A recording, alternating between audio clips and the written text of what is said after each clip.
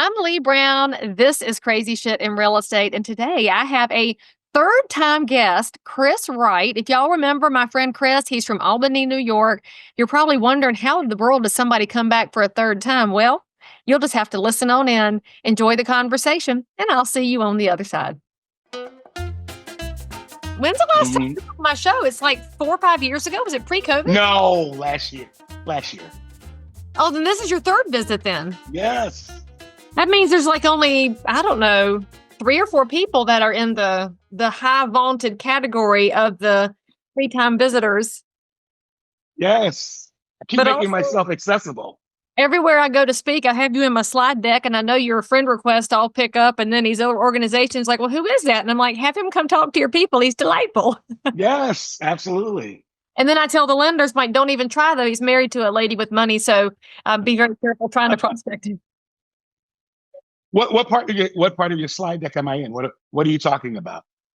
When I'm telling people to use video to explain their value and help people introduce themselves. But when that lawsuit settlement hit in October of 23, you made this beautiful static pose with your little updated headshot and the 5 pillars of what you provide.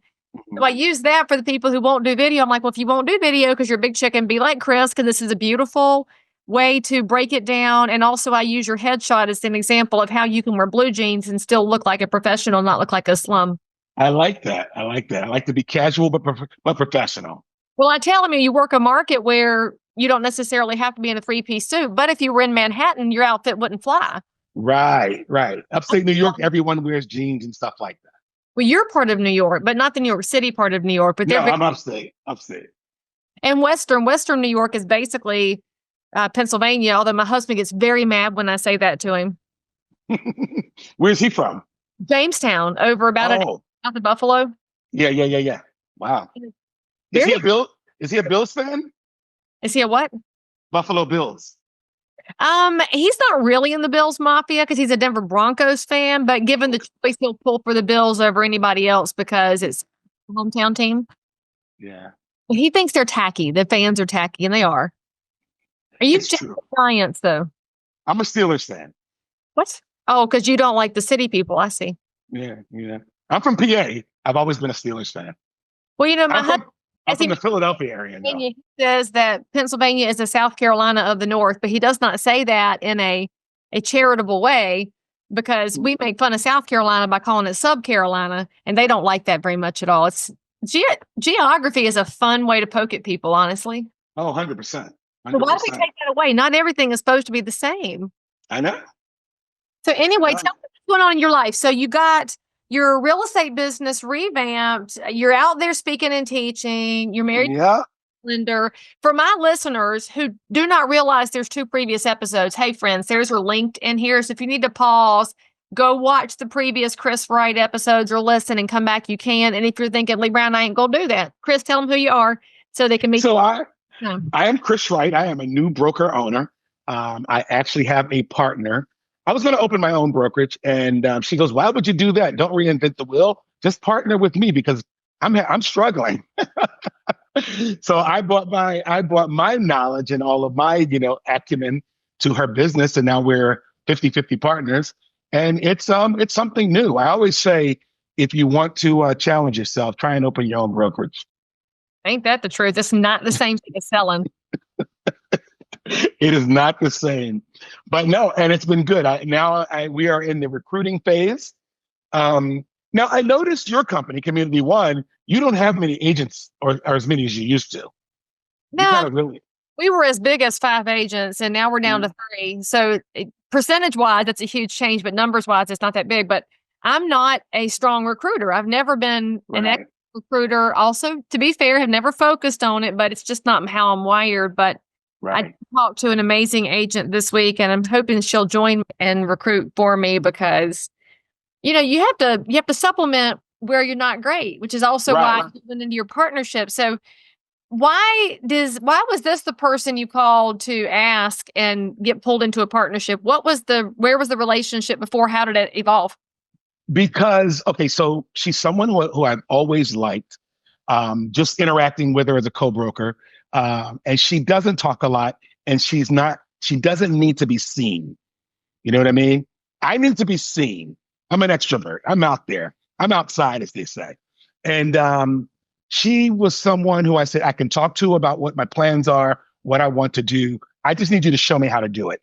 New York State, we're just a weird state. We have so many rules. And I said, Cassandra, I want to open my own brokerage. Could you meet me for lunch and kind of tell me all the steps of what I need to do? Knowing the kind of person she was, she said, absolutely. She was gracious. And then she basically told me everything I needed to know. Asked for the check to our lunch. I said, I got it. She goes, before we go, I have a question for you. Would you be interested in doing this with me?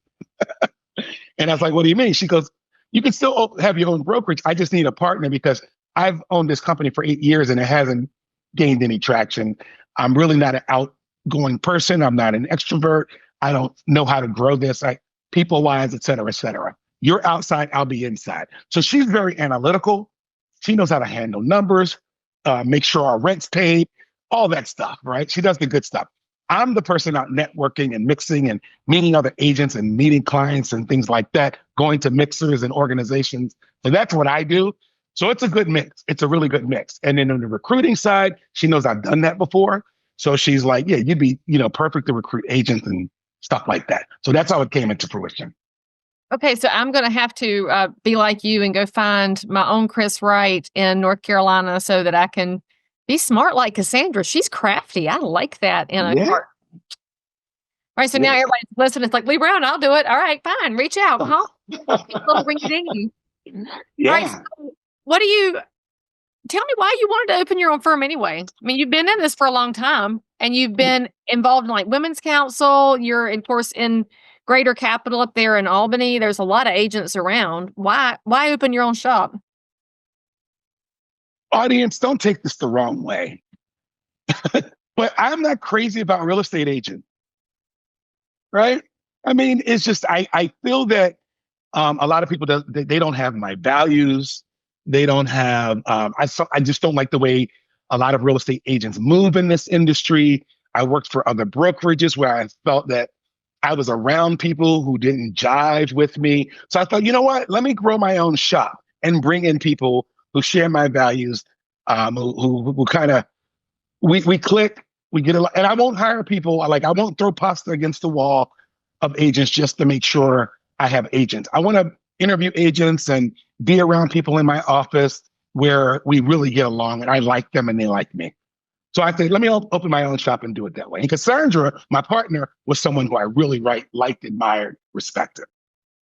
Okay, so the big question is, you're doing this big new venture right when the industry is very much in flux. And we have agents that are scared because the markets are still soft, and agents that are mad at the way professional realtors have been attacked in the media, and they're tired of being made scapegoats by the national organizations, legal troubles, and it's just very frustrating. So in building a brokerage in the midst of all that, how are you and Cassandra approaching agents that are thinking, I don't need to be a realtor. I don't need these organizations. I don't need it. Are y'all setting up to say, look, you do you. We're going to support you. Where do you think the business is going from a broker perspective? I've had a lot of personal changes in my own life, like far as my attitude towards business, being authentic, as your book says. I love that. I read your book years ago. What's it called about authenticity? What's the actual title? Outrageous authenticity. Outrageous authenticity. Like both of us. I took that to a whole new level. I was like, you know what? I am tired of being this model person that the world thinks I should be, and just be myself, but be respectful, follow the laws, follow fair housing, follow ethics, but just be me. And I thought, if you don't like me for my beliefs, for my values, then you don't need a realtor. You need Jesus. That's fair, right? So I said, but that's how I approached it. I approached the whole NAR settlement the same way. I said, you know what? I'm just going to have conversations with people. Hey, this is what's going on. This is how I move. This is what my commissions are. and this is how I'll get paid, or we'll work through it. But I haven't had a problem at all since the whole NAR settlement. But it did take some while. So I understand agents out there who are struggling. But man, once you learn how to just have conversations with people, it's easy. It's super easy.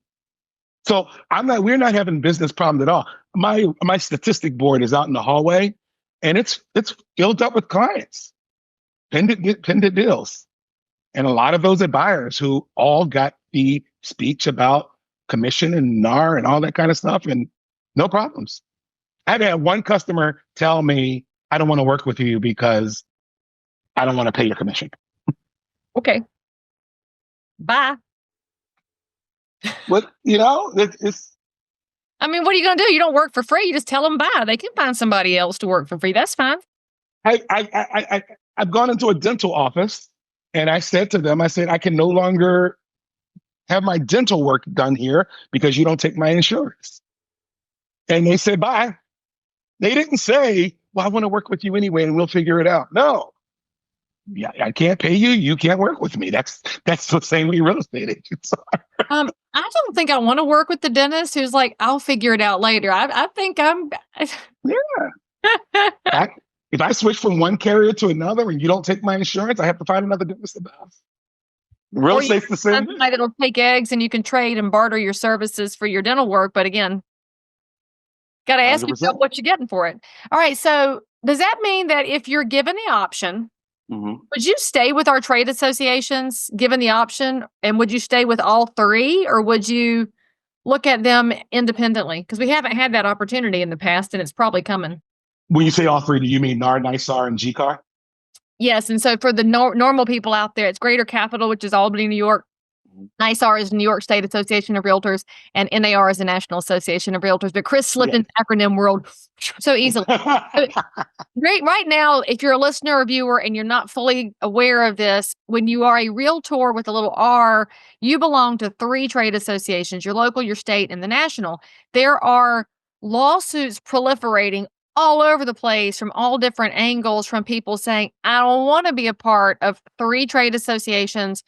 And what we're all talking about in the business is, will that be the model going forward, or will the model break to the point where an individual realtor could say, all right, yes to local, yes to state, no to national, yes to the state, no to the local, yes to national, to pick and choose. And I do think that day's coming. So where would you land if you had those choices and you did not have to pick all three? I like my local. I like the Greater Capital Area. I like them. And I believe NAR is necessary.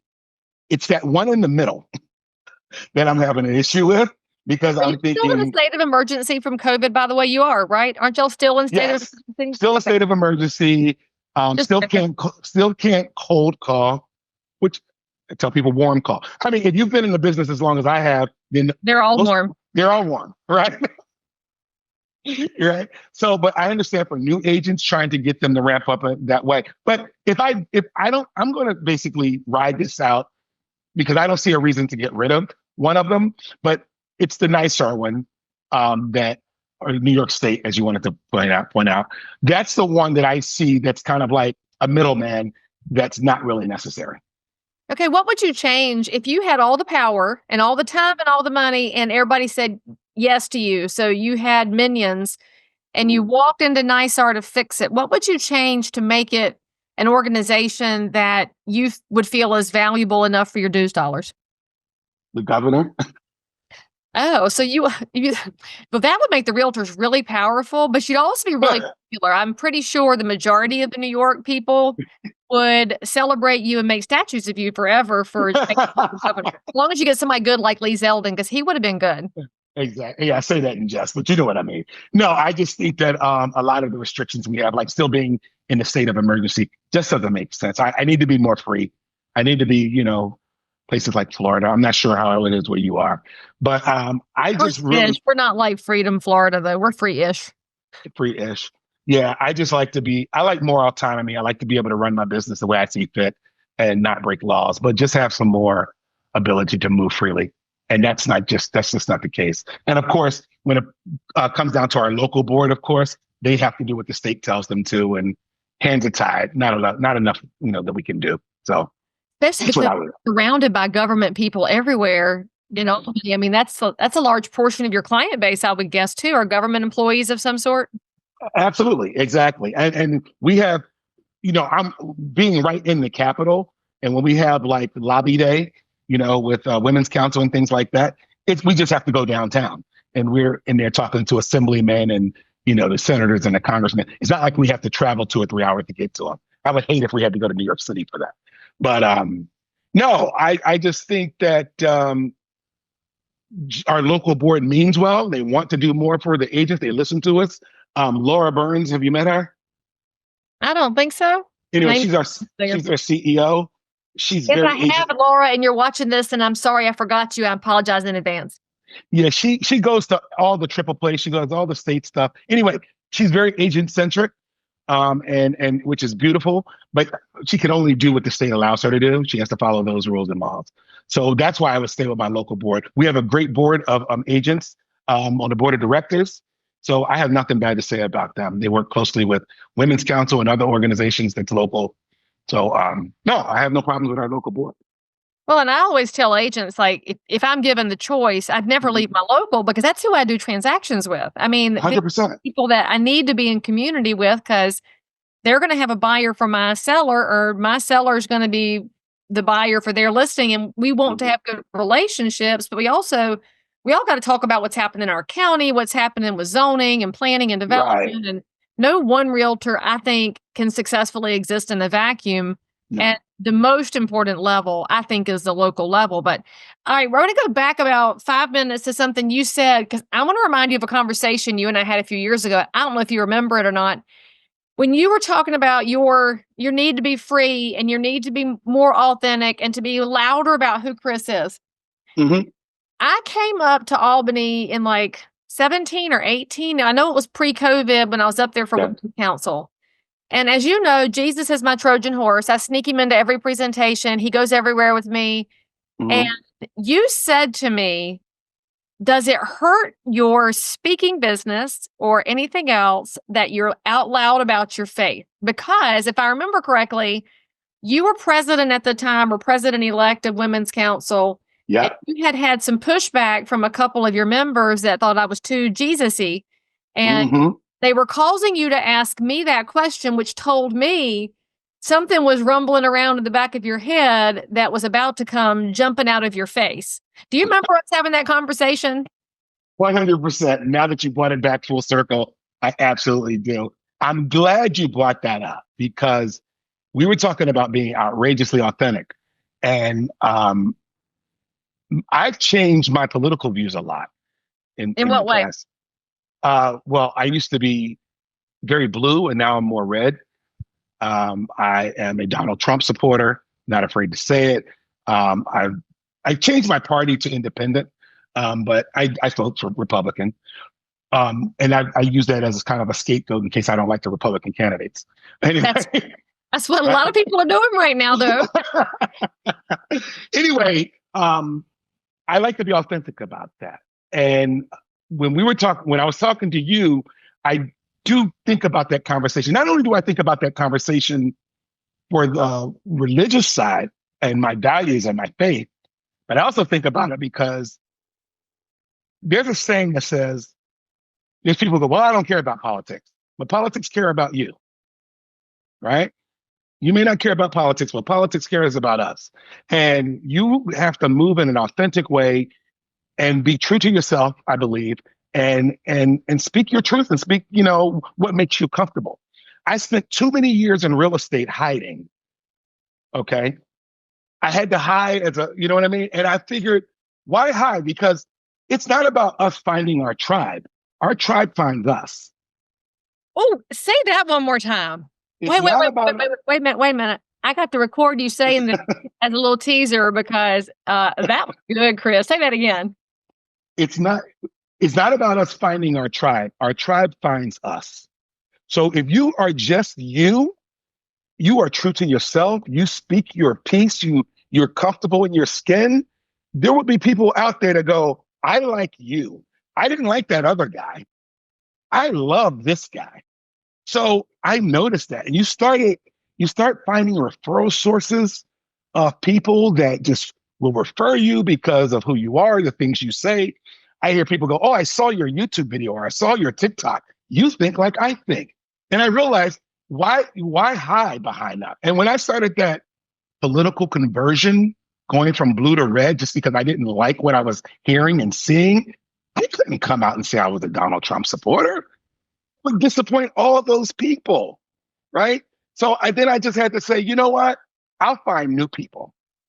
I'll find new people. You know what I mean? Because I figured what I wrote a number down. I said there are 260 million adults in the United States of America. Some of them are going to like me, right? I mean, at least your wife does, and I do. So you can have at least two. Exactly.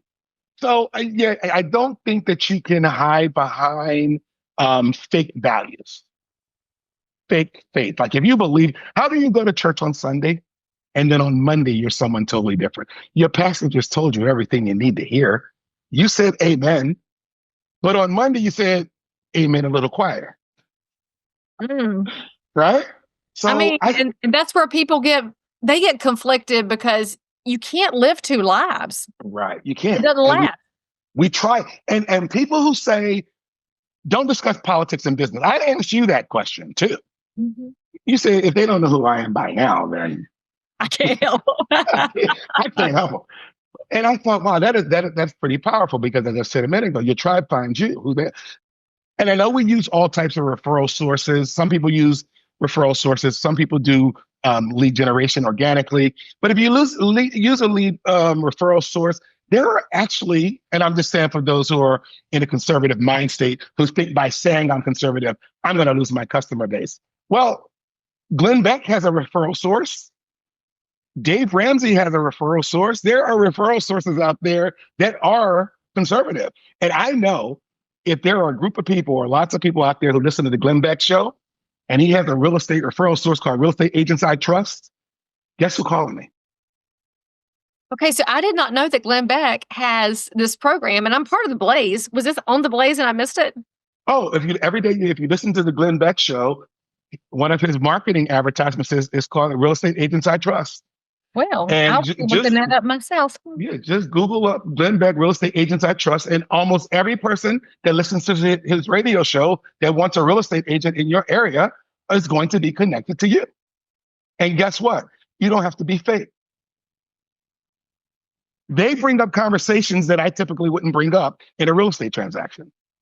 Dave Ramsey, who's a conservative economics type person, he has this radio show. He also has a referral program. I work with those people as well because I know the whole Ramsey. Now, do I agree with all of his ways of doing economics? Maybe not, right? But I do believe in a lot of it, right? Mm-hmm. And I say, okay, I believe in his philosophy on politics, conservative spending, fiscal responsibility, things like that. You can have those conversations. So, like I said, I wouldn't know this kind of stuff if I wasn't being more authentic and being out there and giving of myself openly. So if you're in real estate and you're listening to this podcast or watching it and thinking, man, I need some more Leigh Brown answers in my life. Well, guess what, friends? I have a new program that is launching right now called Answers.Real Estate, where I will give you every bit of insight I have to help you grow your real estate business, help you better respond to consumers, to provide a more excellent real estate experience so that the next time you land on crazy shit in real estate, you'll have a better solution to whatever you ran into. Answers.Real Estate. There are monthly plans available. You will love it. Get your coaching. Sign up with me today. Well, have I lost some friends? Why do we scare people into being quiet? Because you're about to say, did you lose some friends for being more outspoken about your perspectives? 100%. You're going to lose friends. You're going to have people say, this is my favorite one. Leigh, I'm so disappointed. Hey, wait, that's my line with my kids. That's a mom to kid line. I'm sorry you're disappointed in me. I'm an adult. You're an adult. Your disappointment in me doesn't move me 1 centimeter. And what are you disappointed about? You know what I mean? What's the answer to that? Like, what do they say when you ask them that question back? Do they have a response? I just thought you were different. I thought you were... people think they have ownership of righteousness. Yeah, nobody has that except Jesus. Right? You don't own righteousness, and you start getting into these conversations about, moral high ground and what they believe versus what you believe. And you say, I love you. I tell people that all the time. I love you. And if you don't love me because of maybe my beliefs or my thoughts or my values, then we're at an impasse. I'll always be here for you, though. If you came to me a year later and go, remember when I blocked you? Remember that time I told you that we could no longer be friends?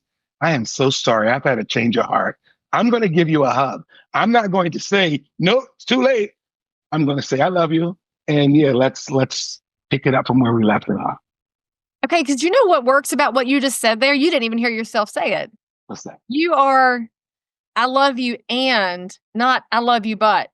And Nope. I think that's where people get into the problems they can't get out of. I love you, but you should be this, why, and this. It's and it can be different. And we can come back later.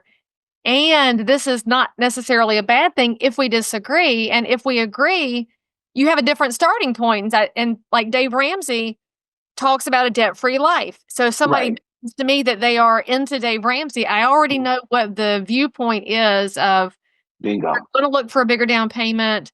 They're focused on getting the house paid off, which is a different viewpoint than some of the other people with whom I start. So I know where the conversation is. And that's wonderful when you're trying to serve somebody. Right. And, it's so funny because whenever I get a Dave Ramsey referral, my first comment to them, are we paying with cash or are we financing?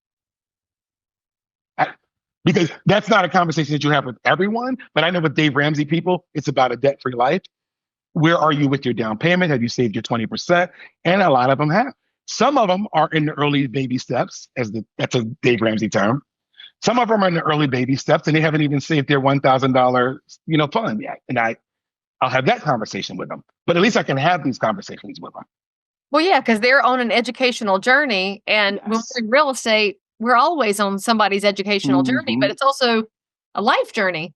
Yeah. And when you're open about who you are, now, for any of y'all that don't know, if you're new to the show, the reason I joke about people knowing my politics, I've run for office 3 times. There is no hiding when you have been a filed candidate. It's just a process. And it was scary the first time because I did lose some friends and I lost a bunch of followers. And I've had a lot of very interesting comments said to me and about me. And I love screenshots and I love the private messages that I get who tell me what I am and what I think because of political affiliation, which is pretty categorically unfair to assume what anybody else thinks or says based on anything, because we're all pretty interesting humans, but you get over that. You develop a little bit of a thick skin. And it's like you said, do people show up and say, I'd like to talk to you about this because they're very interested. And I will say in that political space, it does matter in real estate because you have to have opinions about growth and planning and zoning and development and taxation. And how do we plot all of those out to benefit the community and the country over the long haul? And it's something you can just walk away from because you're afraid of scaring somebody. Because if you're the person who walks away from your opinions in politics, you're just letting that loud person control the conversation. And I'm no longer willing to let one group control the conversation when I do have something to contribute. I might be wrong, I might be right, but I want to get my contribution in. Bingo. I 100% agree. You mentioned to me a few weeks ago, one of the other big struggles is, and I definitely don't mean to bring race into this audience, but I was hoping you were, because if you didn't, I was going to, because I know what you're going to talk about now. Yeah, I want to talk about not only being a conservative, but being a Black conservative. And sometimes we get pigeonholed into these boxes. You know what I mean? And it's really, really, really bizarre because one of the biggest things in the Black community is that we are not a monolith. But when you're voting 90% for anything, you actually are. Right? So that's been kind of a challenge, not a struggle. It's been a challenge getting my own community on board to being independent thinkers and saying you don't have to be one way or another, right? I'm not trying to push you in any direction, but listen more, be more informed, watch the news, see what's going on in the community, and then see if any of these changes, policies, including real estate, affect your personal household. Like, you don't have to look so broadly. You can just see how it affects you and your family. Why are you paying $6.79 for a dozen of eggs? Okay. Why did your grocery bill go from 200 to 400? Why can't you buy a house? Things like that. So I just want people to be more open-minded. And I've gotten a lot of pushback racially and politically because you're a sellout. Because I don't go along with the 85 to 90%. I am so glad to see those numbers have increased during the last election. I think the Republican, and it was voices like Byron Donalds, who I love, Tim Scott, just seeing more. What's the lady in Minnesota? What's her name? You remember? I can't remember.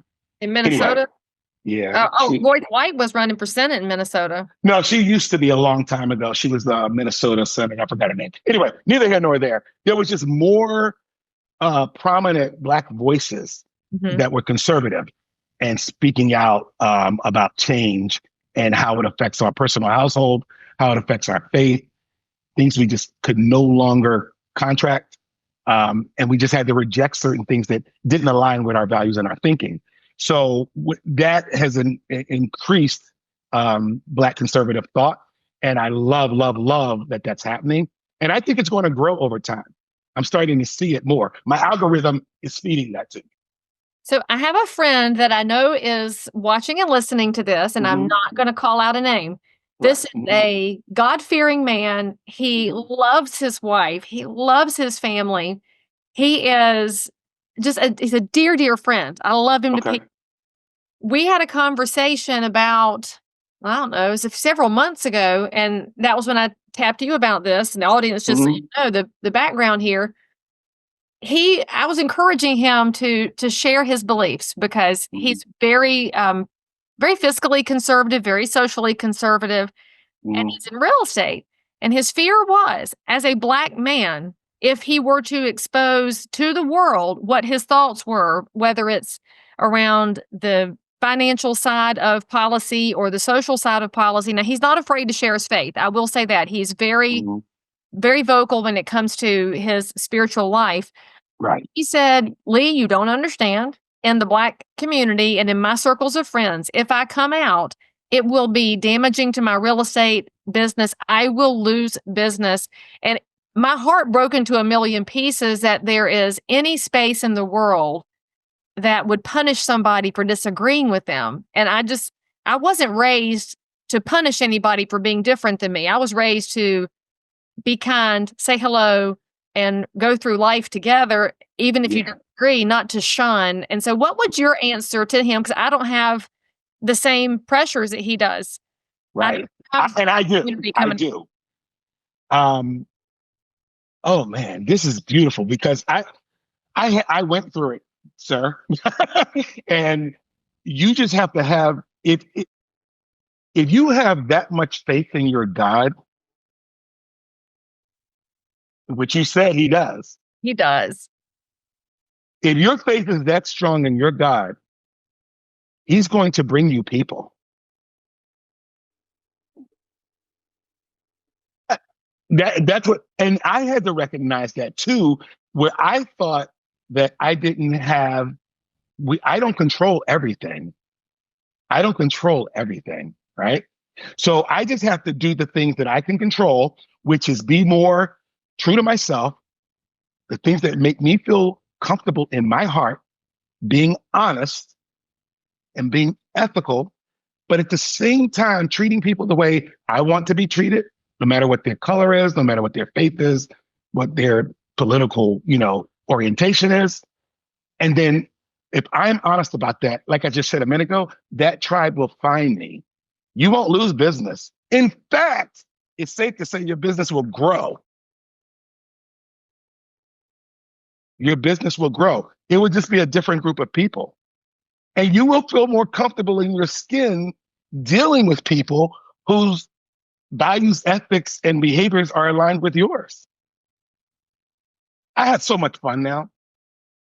Like, you know how people, real estate agents always say, oh, I love my clients, and my clients invite me to their daughters' weddings and their babies, their dedications, and I get invited to everything. Okay. That's because they don't know who you are. Now, oh, that was strong. It's true, though. Now, imagine. Oh, Am I dropping jewels today? I'm sorry. that was a bomb. That was strong. And that could preach. That'll preach on some Sunday. Whatever pastor's listening to this, that'll preach. Now, imagine those same clients who actually know who you are. It's real. Now, when you're invited to weddings and baptisms, right? And people dinner, hey, we're having a cookout on Thursday. We'd love you to come. Those people really like you because they know who you are. You didn't fake it. You didn't hide it. You didn't have to hide behind some curtain and go, I'm this way Monday through Thursday, but I'm going to this cookout on Friday and have to be someone different. That's stress. I no longer wanted that stress. I'm too old for it. I mean, that's the perk of being medium aged, isn't it? Whew, we don't have to have a filter anymore. No, none. And you just have to live with the fact that, you know what? Everyone's not going to accept me. Everyone's not going to like me. And I'm not going to be able to do business with everybody. Like I said, I gave you a number. 260 million adults are in America. Some of them like you. 77 million voted for DJT. Look at the numbers in your state and try and figure out how many of those people are aligned with your thinking. And then there's going to be another segment of people who just don't care because you're such a great guy. Exactly. You won't lose business. So let me ask you a question because you lead, you just live your life leading, and Yes. you're somebody people do watch and they learn from and admire. So when you made this shift of saying, okay, I'm gonna let it all hang out, I'm gonna just be who I am all the time. Did you hear from people who said, you've shown me the way, you gave somebody else the confidence to express themselves, whether they're with you or not, just they were relieved to have a Chris Wright in front of them? You know what? The biggest group of people I had was people who whispered to me, who text me, I hear you, brother, right? I saw your post, or I just want you to know that I'm on the same page. I haven't been as brave as you yet to come out, but thank you so much because I'm not alone. Or people who would inbox me on Facebook and go, I made that transition too, but I'm not ready to come out. I don't want people to know. But I keep going. And I'm watching them slowly but surely. They may not make a Facebook post, but they will comment. It's baby steps. You know what? I'm not their God. I can't tell them how to come out, but they'll come out in their own time and only the way they know how. But no, I have people who told me that I inspired them to come out and just be more authentic. And I don't care which way it is.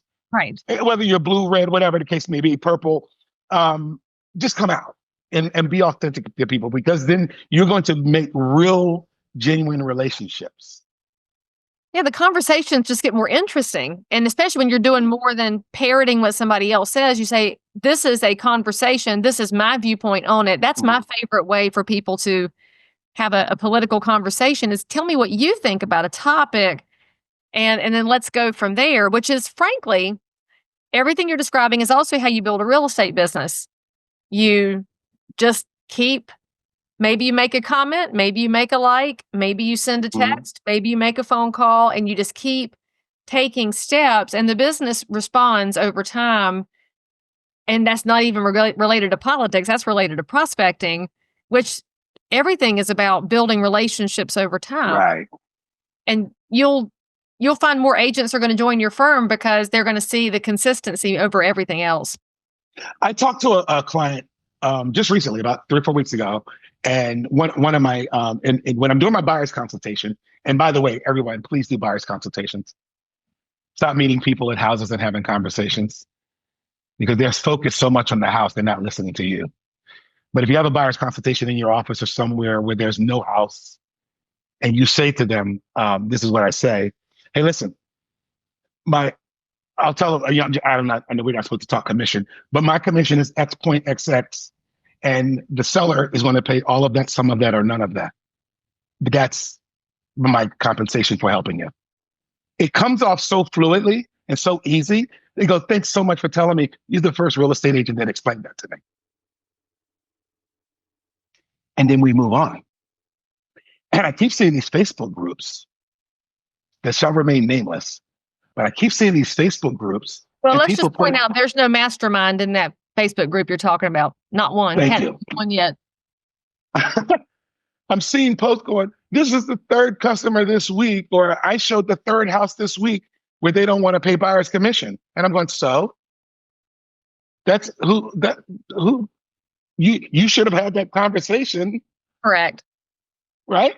So I say, listen, customer wants to see 123 Main Street. Okay. You just showed the darn house. Here's the funny part. I get phone calls all day, every day. Hey, Chris, you're listing over on 123 Main Street. Are you paying a broker's commission? It's not important right now. You haven't even shown the house yet. Exactly. Go show the house.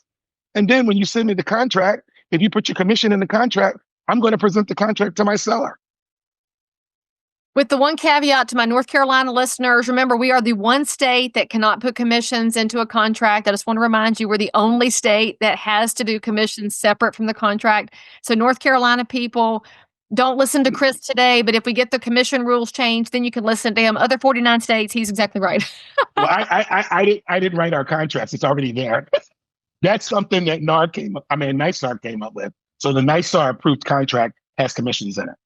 But the point of it is, good real estate agents and great real estate agents have done this since the beginning of their business. Hey, this is how compensation works. Before you dive into houses or anything else, right? You are an agent who got lazy because you did not have to have a very open and transparent conversation. Mm-hmm. The result of the lawsuit is, okay, you're going to have the open and transparent conversation. And provided you know what you're doing, a buyer should be comfortable compensating you. And if they're uncomfortable, it's probably because you haven't shown them that you're worth it, which is on you to explain to somebody why they want to hire you. It's all got to do with value. I don't want to pay full price for something unless it's great and I really want it, and then I'll pay full price. But if I go to a discount store, I'm not going to pay full price in a discount store. So you got to pick which one you are and then defend that. Yeah. It's like people who use CarMax. I don't mean to give them that's a painful experience.